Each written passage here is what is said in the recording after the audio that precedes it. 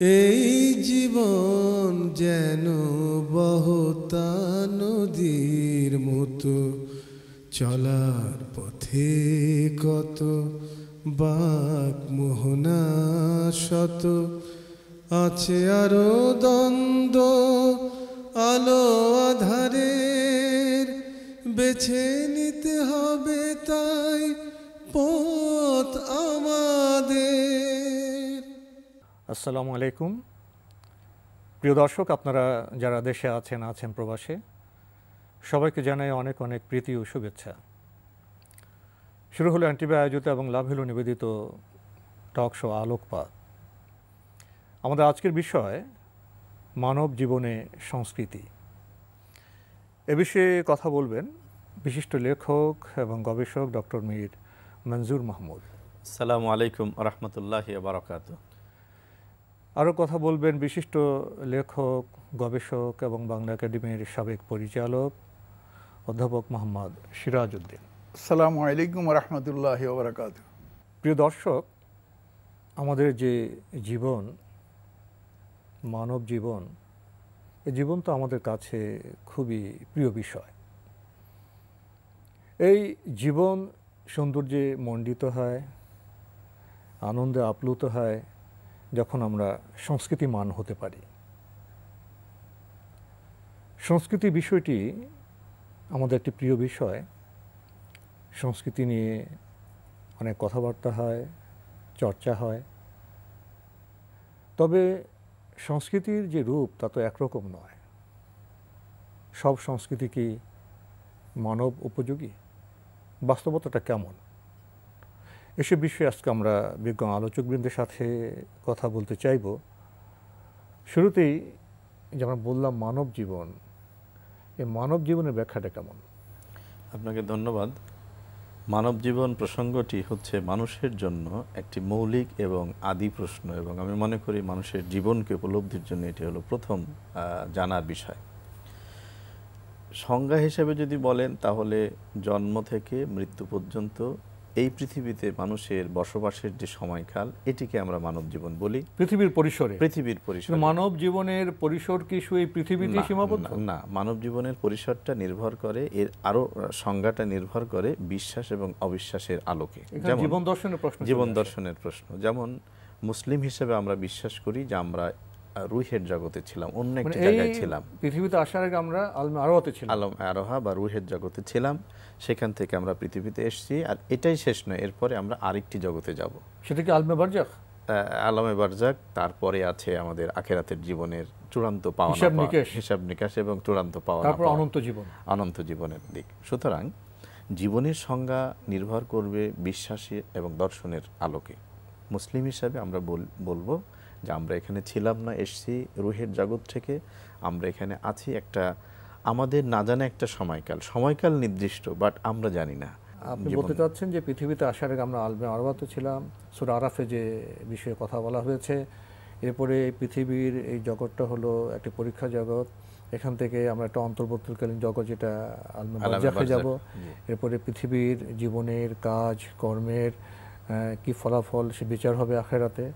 এই বিচারের ফল আমরা ভোগ করব অনন্ত জীবনে, সেটা দুটো জায়গায়। আপনি জীবনের এই পরিসরকে আপনি এইভাবে ব্যক্ত করেন, এটাকেই আমি মানব জীবন বলতে চাচ্ছি। তো আমরা তো সংস্কৃতির কথা বলছিলাম যে মানুষকে মানুষ হতে হলে, অর্থাৎ আমরা তো জানি, এটা সবাই বলে থাকে, খুব পপুলার কথা, যে সৃষ্টির সেরা জীব হলো মানুষ।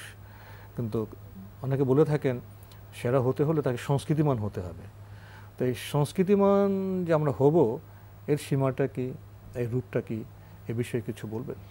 না, আমরা এইমাত্র যে এই বক্তব্যটা শুনলাম যে আমাদের জীবনের পরিধি নিয়ে, এবং আমরা যেটাকে মৃত্যু বলি, ইসলামী দর্শনে কিন্তু আসলে মৃত্যু অর্থ কিন্তু তা নয়। মৃত্যু অর্থ অবস্থান্তর হচ্ছে, স্থানান্তর হচ্ছে। একটা জীবন থেকে আরেকটি জীবনে, আলমে বারজাখের জীবনে আমরা প্রবেশ করছি। সেখান থেকে কিয়ামতের মাধ্যমে আরেকটি জীবনে আমরা যাচ্ছি, এবং সেখানে কিন্তু আমাদের হিসেব নিকাশ হচ্ছে। অনন্ত জীবন, মৃত্যু নেই। এটা যন্ত্রণাময় জীবন হতে পারে, এটা আনন্দময় জীবন হতে পারে। সে কারণে আমাদের জীবনকে কোরআন এবং হাদিসে যেভাবে সাজানো হয়েছে, যেটা বলা হলো যে আমাদের আল্লাহর সাথে আমরা অঙ্গীকার করেছি রুহের জগতে, সে অঙ্গীকার পালনের জন্যে আমাদের প্রতি কিছু দিক নির্দেশনা আছে।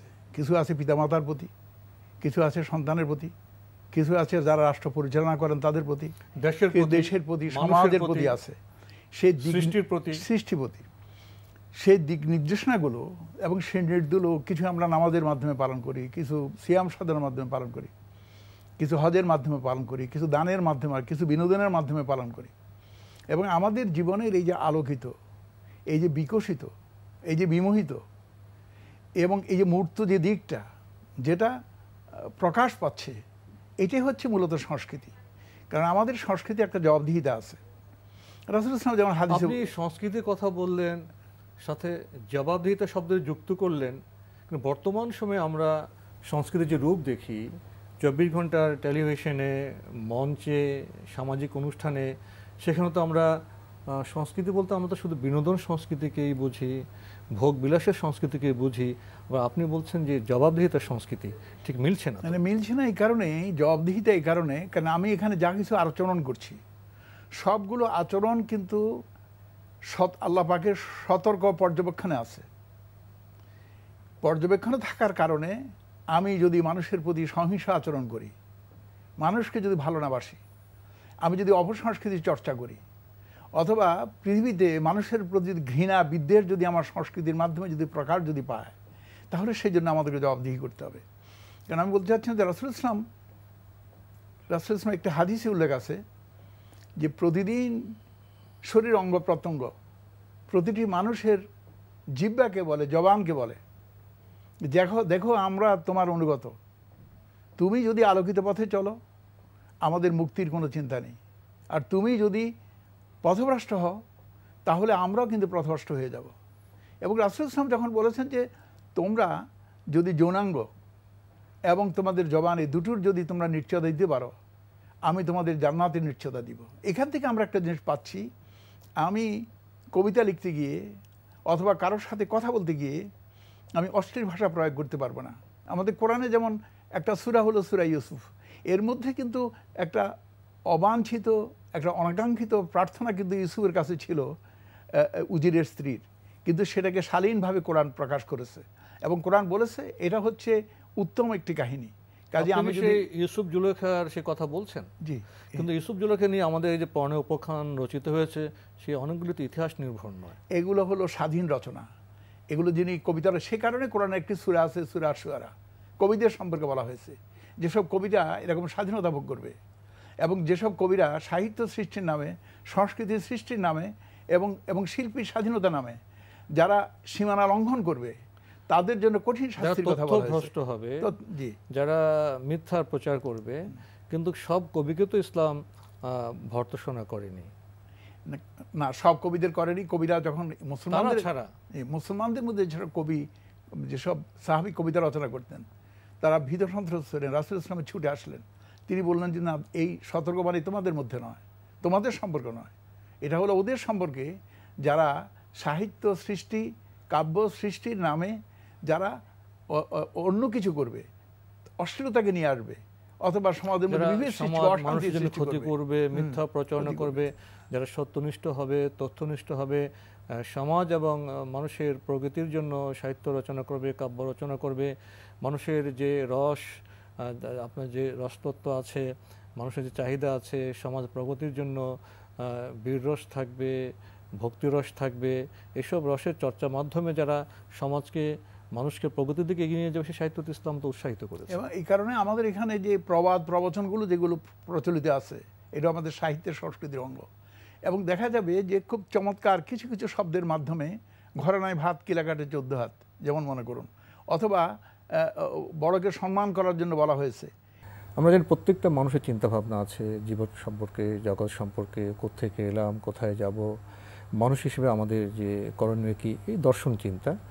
এই দর্শন চিন্তা যখন একটা রূপময় প্রকাশ ঘটবে, তখন তো সংস্কৃতি হবে।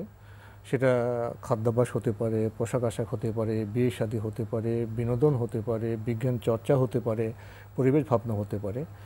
এই জীবনের বিচিত্র সম্পর্ক সূত্রে আমাদের যে জীবন চেতনা, যে দর্শন ভাবনা, এটা যখন রূপ পাবে, সেই রূপটাই তো আমাদের সংস্কৃতি হবে। তাহলে ইসলামী দৃষ্টিতে এই দর্শনের জীবন চেতনার রূপময় প্রকাশটা কি শুধু না থামদে ইসলামের কিছু ঐতিহ্যের মধ্যে সীমাবদ্ধ, না জীবনের বিচিত্র সম্পর্ক সূত্রে সেটা প্রবাহমান? সংস্কৃতি যদি আমি বুঝতে চাই তো কথাটাকে এমন বলতে পারি কিনা যে আসলে সংস্কৃতি ছাড়া জীবনকে কল্পনা করা যায় না, জীবন ছাড়া সংস্কৃতি কল্পনা, সংস্কৃতি ছাড়া জীবন তো এটা অচল হবে, হ্যাঁ, স্থবির হবে, সংস্কৃতি বলতে এটা ওটাই বুঝি, রসকসহীন হয়ে যাবে। সংস্কৃতি বলতে আমি ওটাই বুঝি যে মানুষ তার জীবনে যা করে এই সবটুকুই হলো সংস্কৃতির অংশ। যেমন ধরুন যে প্রকাশটা করে, যে প্রকাশটা গানে হোক, আচরণে হোক, খাদ্যাভ্যাসে হোক, মানুষের চিন্তা কর্ম আচরণের যে প্রকাশ, এই প্রকাশটাই হলো তার সংস্কৃতি। যেমন ধরুন পোশাক পরা হলো সভ্যতার দাবি, কিন্তু কেমন পোশাক পরবে এটা হলো সংস্কৃতির দাবি, সংস্কৃতির বিষয়। আর সংস্কৃতিকে এবং সভ্যতাকে কন্ট্রোল করে তার বিশ্বাস। এই জন্য মানুষের সংস্কৃতির পার্থক্য হয় তার বিশ্বাস এবং জীবনবোধ থেকে, দর্শনের ভেরিয়েশনে। যেমন সংস্কৃতি উপরেই নির্ভর করছে যেমন নবী সাল্লাল্লাহু আলাইহি ওয়াসাল্লামের যে সুন্নাহ আমরা বলছি, অর্থাৎ ইসলামের সকল নির্দেশনাকে মানুষ কিভাবে কথা বলবে, হাসবে, তারপরে তার কষ্ট প্রকাশ করবে, প্রতিদিনের কিভাবে বিনোদন করবে, আনন্দ করবে। সংস্কৃতি মানে শুধু যদি আমরা আনন্দ এবং বিনোদন বুঝি তা না, সংস্কৃতি হলো অংশ, এটা হলো একটা অংশ, সংস্কৃতি বৃহত্তর সংস্কৃতি একটা অংশ। কিন্তু গোটা জীবনের কার্যক্রম পরিচালিত হবে যে নীতি আদর্শে, সেটি বিশ্বাসের আলোকে হবে এবং একজন মানুষের বিশ্বাসের আলোকে পরিচালিত যে জীবন কর্ম, জীবনের সকল অঙ্গনে যা সে করে থাকে, এই সবগুলোই হলো তার সংস্কৃতির পাঠ। যেমন নবীজি বলেছেন খাবার সংস্কৃতির কথা, যে খাদ্যটা হালাল হতে হবে, খাদ্যটা ক্ষুধা লাগলে খেতে হবে, কি পরিমাণ খেতে হবে, তারপরে সেখানে শুধু নিজেই খাবে না প্রতিবেশীর দিকে দৃষ্টি দেবে, এই সব আচরণগুলোই হচ্ছে ইসলামের সংস্কৃতি। মানব জীবনে নানা রস আছে, ভাব অনুভব আছে, তার জৈবিক সত্তা আছে, তার যৌনতা আছে। এখন যৌনতাকে আমি কিভাবে এটাকে প্রতিফলন ঘটাবো? এটা কি বিয়ের মাধ্যমে করব, না হোটেল সংস্কৃতির মাধ্যমে করব? এখনো বোধহয় ভাবনার বিষয় আছে। এটা অবশ্যই, এটা ইসলাম তো সেটাকে মানে অত্যন্ত সুন্দরভাবে স্বীকার করেছে এবং অত্যন্ত শৃঙ্খলার সাথে এবং সুপরিকল্পিত বিজ্ঞানসম্মতভাবে স্বীকার করেছে, এবং সেটা বিবাহ ছাড়া আর দ্বিতীয় কোনো পথ এখানে ইসলাম রাখে। এখানে শ্লীলতার প্রসঙ্গ চলে আসে, অবশ্যই এখানে অশ্লীলতাকে সুস্থভাবে হারাম করা হয়েছে। শুধু তাই না, কেউ যদি অশ্লীলতার প্রসার হোক প্রত্যাশা করে, তাকেও কঠিন শাস্তির জন্য সতর্ক করেছে। এখন যে আপনার যৌনতা নামে পরকীয়া হচ্ছে, এটা তো বোধহয় আমি যদি বলি যে মানবিক বিবেচনায় তো এটা ক্ষতিকর। যারা পরকীয়া চলে যায় তাদের সংসার নষ্ট হয়, শিশুর সন্তানটা দুঃখে কষ্টে থাকে। তাহলে পরকীয়ার যে সংস্কৃতি, এটা শুধু ইসলামে নিষিদ্ধ নয়, এটা মানবিক বিবেচনায় তো এটা নিষিদ্ধ বিষয়। আপনি যেটা বলেছেন, আসলে পরকীয়া বা অশ্লীলতা কোনো সংস্কৃতি হতে পারে না। কোন সভ্য মানুষের মানবীয় চিন্তায় খুব বেশি হলে এটা অপসংস্কৃত হতে পারে, এটা বিচ্যুতি বলা যাবে, বিচ্যুতি। মানুষের রুচি প্রকৃতির যে বিকৃতি বা বিচ্যুতি, সেটাই হচ্ছে এই আপনি যেটা বললেন এই জাতীয় আরও যে সমস্ত পাপাচার আছে। এবং ইসলাম সবসময় এবং মানবীয় সকল আদর্শে সবসময় এগুলোকে মানে ঘৃণা করেছে, এ থেকে দূরে থাকতে বলেছে। ইসলাম তো চিন্তাও করতে নিষেধ করেছে সকল ধরনের অশ্লীলতা। তাহলে মানবীয় বৃত্তির এবং চাহিদার কারণে, যেমন আপনি একটু আগে বললেন যে পরকীয়া করা যাবে না, বাস্তব প্রয়োজনে, স্বাভাবিক প্রয়োজনে আমাদের বিয়ে শৃঙ্খলে আসতে হবে। কিন্তু আমাদের যে প্রকৃতি দেখি, বিভিন্ন ভাবনা আসে, আমাদের গান শুনতে ইচ্ছে করে, গানের কথা বলি, খেলার কথা বলি, এমনকি বিজ্ঞান চর্চার কথা বলি, বিজ্ঞান প্রযুক্তি চর্চার কথা বলি, সব ক্ষেত্রেই যেটা মানবের জন্য কল্যাণকর, সেটাই তো আমাদের সংস্কৃতি হবে। এবং এটা শুধু বিনোদনের ক্ষেত্রে নয়, বিনোদনের ক্ষেত্রে, পারিবারিক জীবনে, পরিবেশ চর্চায়, সব ক্ষেত্রেই আমাদের একটা শৃঙ্খলা। আপনার আতিথেয়তা, আপনার প্রতিবেশীর সাথে কি আচরণ করবেন, আপনি সম্ভাষণ কিভাবে জানাবেন, কাউকে আপনি অতিথি কেমন হবেন, অতিথিকে কিভাবে আপনি সংগ্রহ করবেন, আপনার বাসায় কদিন অতিথি থাকবে, ইভেন রাস্তায় আপনি একটা এতিম বাচ্চা আছে, আপনার বাচ্চাটাও আছে, ইসলাম এখানেও শিখিয়েছে যে আপনি বাচ্চাকে আদর করবেন, কিন্তু এতিমের সামনে আপনার বাচ্চাটাকে আদর করবেন না, কারণ ওর মধ্যে তার বাবা মা তুলনামূলকভাবে সেজন্য আহত না হয়। এই যে আচরণগুলো, আপনি বাইরে গেলেন, বাইরে থেকে বাসায় আসলেন, আপনার ছেলে এবং মেয়ে আছে, আপনি খাবারটাকে, আপনার উপঢৌকনটাকে কাকে আগে দেবেন, মেয়েকে আগে দিতে তাহলে বলেছেন। আপনার আরেকটি বিষয় যেটা খুব ইম্পর্টেন্ট, অর্থনৈতিক যে আমাদের জীবন, জি, জি। সম্পদ অর্জন ব্যয়, জি। এটা তো এখানে বোধহয় একটা সংস্কৃতির বিষয় আছে, আমি সংস্কৃতির কিভাবে বিষয়- সম্পদ অর্জন করব, কিভাবে ব্যয় করব। এবং আপনি দেখেন, আপনার এই কথাকে আমি এভাবে চিন্তা করছি যে ইসলামের যে মৌলিক 5টি স্তম্ভ বলা হয়েছে, স্তম্ভের একটা অংশ হলো বিশ্বাসের, আর বিশ্বাসেরও কালিমার অপর অংশ হচ্ছে কিন্তু সাক্ষ্য দেওয়া, এটি কাজ। আর বাকি যে সিয়াম, সালাত, হজ, জাকাত, এই সবগুলোই কিন্তু কাজকেন্দ্রিক। অর্থাৎ ইসলামের মৌলিক 5টি স্তম্ভের একটি অংশ হচ্ছে বিশ্বাসের, আর অধিকাংশ 4টি তো পুরোই হচ্ছে আচরণের বা বাস্তবায়নের প্রসঙ্গ, বাকিগুলো আছে। এই কাজগুলো আপনি যেভাবে করবেন, এই কাজগুলো সকল প্রকাশই হচ্ছে মুসলিমের মানে ইসলামের কাজের সংস্কৃতির অংশ। ক্ষেত্রে আমার যে চিন্তা ভাবনা, চেতনা, দর্শন, সেটা আমার আচরণের মাধ্যমে যেভাবে প্রকাশ প্রতিফলিত পাবে, হবে, সেটি ফলিত হবে, রূপ পাবে, সেটা আমার সংস্কৃতি। সেটি হচ্ছে সংস্কৃতি। এবং তাহলে এক্ষেত্রে জীবনের কোনো কাজ, কোনো অংশের সংস্কৃতির বাইরে বাইরে নয়। নয়, এই বাইরে নয়। সূত্র ধরে আরেকটি বিষয় যেতে চাইব। অধ্যাপক মোহাম্মদ সিরাজউদ্দিন, আমাদের সময় শেষের দিকে অনেক বিষয়ে কথা ছিল।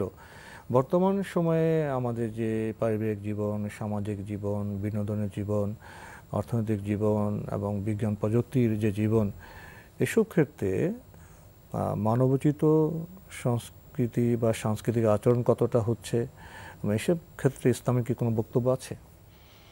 ইসলাম এগুলো হচ্ছে, এগুলো পাহারাদারের অভাবে হচ্ছে, চর্চার অভাবে হচ্ছে। এবং সংস্কৃতি বিভিন্ন জাতির মধ্যে আছে, বিভিন্ন জাতির আলাদা সংস্কৃতি আছে। তবে ইসলামী সংস্কৃতির একটা বিশেষ বৈশিষ্ট্য হলো এর উপকারটা অন্যের কাছেও কিন্তু পৌঁছে যাচ্ছে। ইসলামের সংস্কৃতির লোক সম্পূর্ণ মানব জাতি, সমগ্র কল্যাণের জন্য।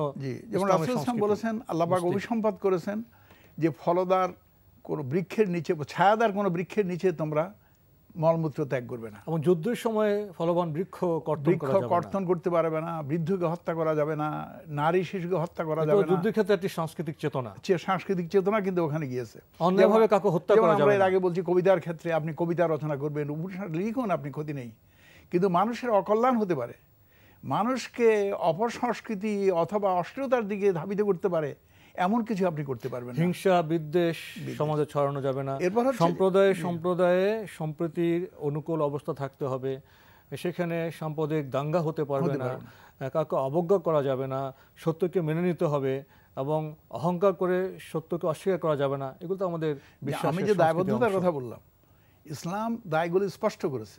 কিছু দায়িত্ব সরকার বহন করবে, কিছু দায়িত্ব প্রতিষ্ঠানের প্রধানরা গ্রহণ করবে, কিছু দায়িত্ব কিন্তু পিতামাতা গ্রহণ করবে, পরিবারকে গ্রহণ করতে হবে। এবং জাহান্নামের আগুন থেকে সন্তানকে বাঁচানোর দায়িত্ব কোনো ইমাম সাহেবকে, কোনো রসুলকে, কোনো নবীকে দেয়নি। এই দায়িত্ব সন্তান যার তাকে দেওয়া হয়েছে। কাজেই তিনি সংস্কৃতির সূতিকাগার হলো পরিবার। পরিবারই শ্লীল ভাষায় কথা বলার সন্তানকে শিখাবে।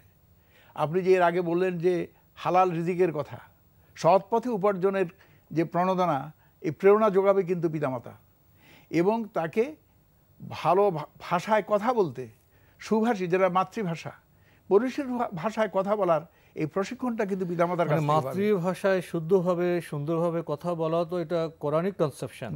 ইসলাম এবং কোরআন তো আমাদের মাতৃভাষা শুদ্ধভাবে চর্চায় অনুপ্রেরণা দিয়েছে। আর সংস্কৃতি আমার একটা বিরাট অঙ্গ, যে কোরআনের কথা বলো, কোরআন তিলাওয়াত, এটা কিন্তু একটা বিরাট সংস্কৃতি।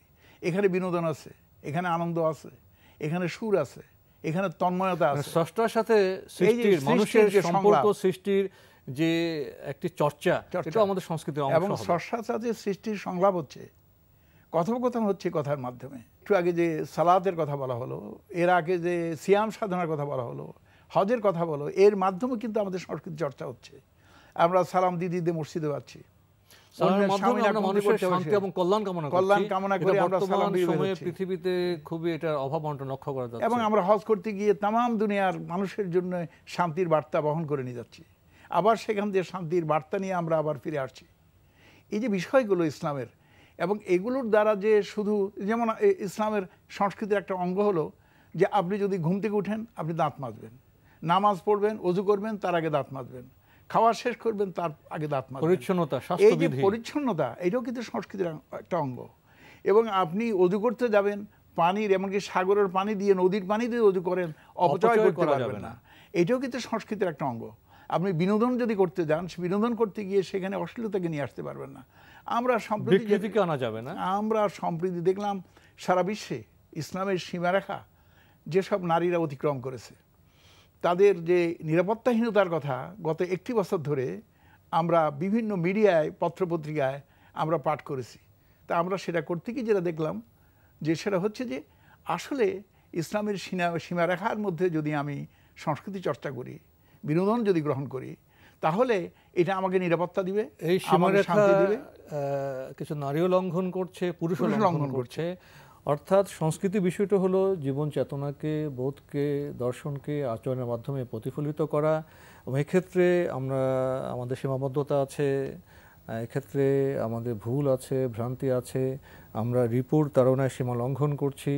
ফলে বিভিন্ন ক্ষেত্রে দেখছি মানবোচিত যে সংস্কৃতি, সেই সংস্কৃতির বিকাশের ক্ষেত্রে বাধার সৃষ্টি হচ্ছে। এ প্রসঙ্গে আপনাদের আরও অনেক কথা ছিল, কিন্তু সময় আমাদের আজকে এখানে বারণ করছে, এখানে শেষ করতে হচ্ছে।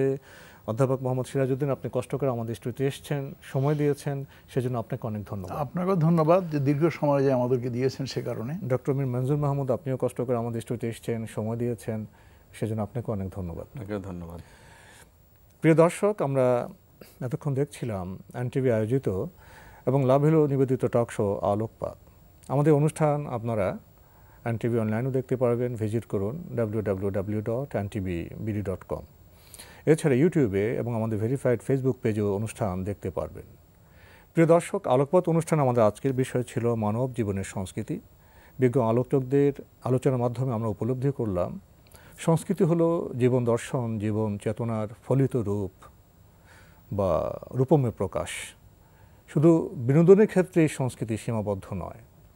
মানব জীবন যতটা সম্প্রসারিত, যতটা ব্যাপক, সংস্কৃতির চর্চা ততটাই ব্যাপক। জীবনের বিচিত্র সম্পর্ক সূত্রে সংস্কৃতি গ্রথিত আছে।